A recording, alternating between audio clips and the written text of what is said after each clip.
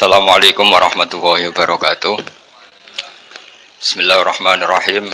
Allahumma sholli wa sallim ala sayyidina Muhammadin wa ala alihi washabihi asma'in amma ba'du. Ingkang kula hormati Pak D kawula Ki Haji Haisil Ma'ali, guru kawula Ki Haji Faruk Husain sedanten para kiai ingkang kula hormati. Seperti yang dikatakan moderator, saya ini orang yang pantangan datang di acara-acara gini. Tapi saya tetap santri, ketika diajak Gus Zofur ya datang. Begini ya, ini langsung saja. Kalau MWC Sedan menginginkan kemandirian, kata Gus Kamil tadi itu tidak mungkin, karena kita pasti secara politik harus koalisi dengan Pak Jokowi. Secara ekonomi tadi sudah jelas ya, NU itu biasa proposal. Tadi beliau juga bilang, sudahlah kalau mau proposal bilang saja. Artinya kita sebenarnya tidak pernah mandiri dalam hal politik maupun dalam hal ekonomi. Tapi orang menghayal itu boleh lah. Ingin mandiri, ingin keren itu boleh. Tapi saya sesuai disiplin saya begini. Saya akan cerita tentang argumentasi ilmiah bahwa ahli sunnah wal jamaah itu luar biasa. Saya di Jogja berteman banyak para profesor, para doktor, termasuk akademisi sosial yang mungkin pernah di mana-mana. Pernah tanya saya begini, Bapak, kenapa Anda baca kitabnya referensinya luas kok tetap NU katanya? Terus saya bilang, problemnya apa sebagai NU? Biasanya terus mereka mengutip sekian makalah. Kebetulan makalah itu provokatif, dan siapapun yang baca makalah itu pasti menjadi NU. Tak jamin ya. Kalau di Jogja misalnya di satu penerbitan, saya termasuk di dalamnya, itu pernah diperbandingkan kitabnya Said Muhammad Mafahim Yajibu An-Sohah dengan kitabnya Bin Bas, judulnya Hadihi Mafahimuna. Biasanya kitab-kitab terjemahan Wahabi itu memang cukup provokatif dan dengan narasi yang memang siapapun yang nggak pernah mondok pasti tertarik. Misalnya begini, cerita bid'ah misalnya, Iyakum wa muhdasatil umur fa inna kulla bid'atin dolalah wa kulla dolalatin finnar, misalnya gitu. Wa kullu muhdatsatin bid'ah wa kullu bid'atin dhalalah wa kullu dhalalatin finnar. Ada yang baca wa kullu bid'atin dhalalah wa kullu dhalalatin finnar. Terus beliau meneruskannya begini, kata Bin Bas, hadza huwa Rasulullah. Hakama bi annal bid'ah kullaha dhalalah. Terus diteruskan, wa jarra asy-Syafi'i faqasama ila hasanatin wa dhalalatin wa sayyi'atin. Jadi dengan narasi seperti itu tuh orang itu tahu bahwa Syafi'i itu kurang ajar tenan gitu, kira-kira gitu. Jadi ini Rasulullah yang mengatakan semua bid'ah ini dolalah, tapi Syafi'i lancang dengan membagi ada dolalah, ada sayyi'ah, ada hasanah, ada sayyi'ah. Ini aneh katanya. Wong Rasulullah yang Nabi saja bilang satu, semuanya dolalah, kok dia bilang dua. Diredaksikan jaro'ah, kira-kira makna sedannya yang lama atau berani. Sehingga orang mesti tanya, kenapa sih tidak ikut Rasulullah saja? Tapi ini satu ilmu, setidaknya ilmu perdebatan. Bukan ilmu hakiki, karena kita tidak tahu yang diridhani Allah yang mana.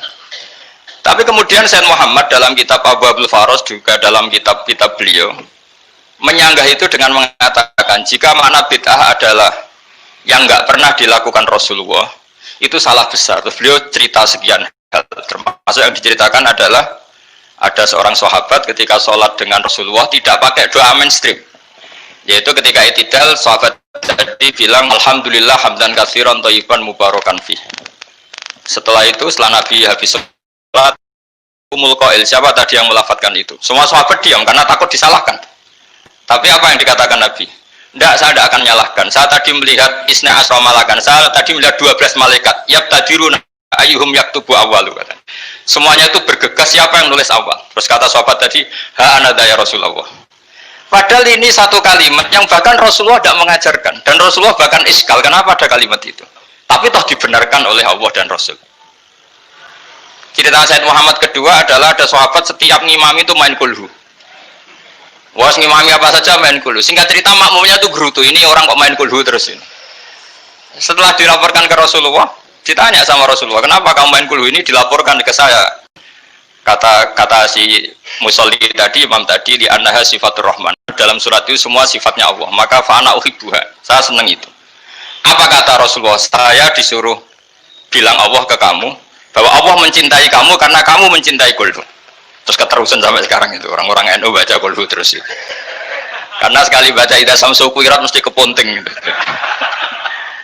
Tapi artinya itu dibenarkan Rasulullah min ghairi sabqi ta'limin minhu, tanpa ada pelajaran dari beliau. Runtuhlah teori bid'ah bahwa bid'ah adalah semua yang nggak pernah dilakukan Nabi, diajarkan Nabi. Nyatanya beberapa kali Nabi membenarkan sesuatu yang belum pernah diajarkan oleh beliau. Masalahnya adalah tidak semua orang baca kitabnya Sayyid Muhammad atau baca tidak paham. Nah, sementara kitab Hadhihi Mafahimuna itu diterbitkan secara masif oleh pemerintahan Arab Saudi dan ada terjemahnya lagi, sehingga yang nggak bisa Arabnya bisa terjemahnya. Dengan narasi tadi bahwa Imam Syafi'i dibenturkan Rasulullah itu kan mesti kalah. Redaksinya itu Jaro'ah itu wani pakai Hamzah.